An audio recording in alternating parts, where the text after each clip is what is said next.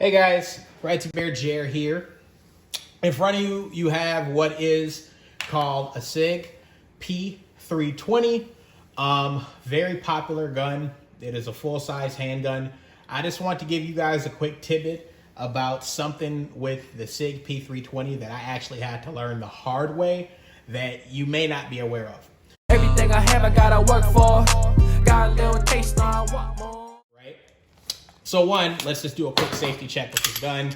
As you guys can see, the gun is empty. I don't do videos with, with hot guns, at my house. But so I shot a qualifier for a training that I did a little bit over a year ago. And I had to learn the hard way when you're shooting under time conditions, when you're shooting under stress conditions, of something that can happen when you're handling your Sig P320. So the proper grip when you're holding a handgun is ideally you want to have your support hand along the bottom frame of the handgun with your left support thumb under your right support thumb. And of course, if you're left-handed, it's going to be the opposite. So your right hand's going to be under the frame of the gun with your left hand and your left thumb going to be on top of your right thumb, right?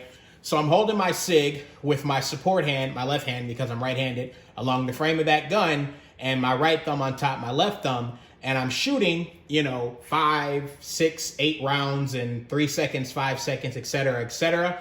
And what kept happening was I thought I was having malfunctions with my gun, right? I'm firing this thing off, 1 round, 2 round, etc., etc., and I thought I was having malfunctions. So I go to my instructor, and my instructor's like, what type of gun do you have? And he's like, I have a Sig P320, right? And what keeps happening is when I go to grip my gun, I'm hitting the magazine release button. Boom. So you hit the magazine release button, and your magazine comes out like this. So essentially, you only have 1 round in the chamber.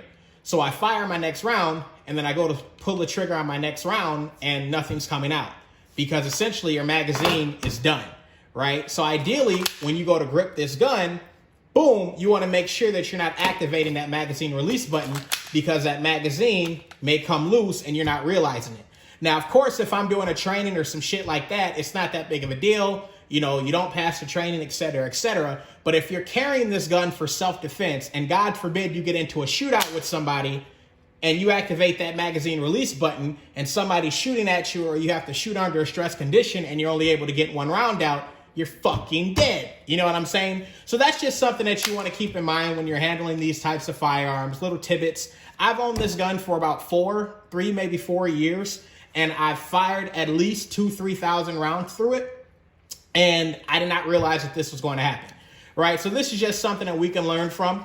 Something that's keep in mind if you do own one of these types of guns or a gun with any high magazine release button, that if you're holding this gun properly, you can definitely activate that magazine release button and you can get screwed over. So as always, we want to keep the guns up, stay safe out here, pick the guns up. Everything I have, I gotta work for. Got a little taste, now I want more.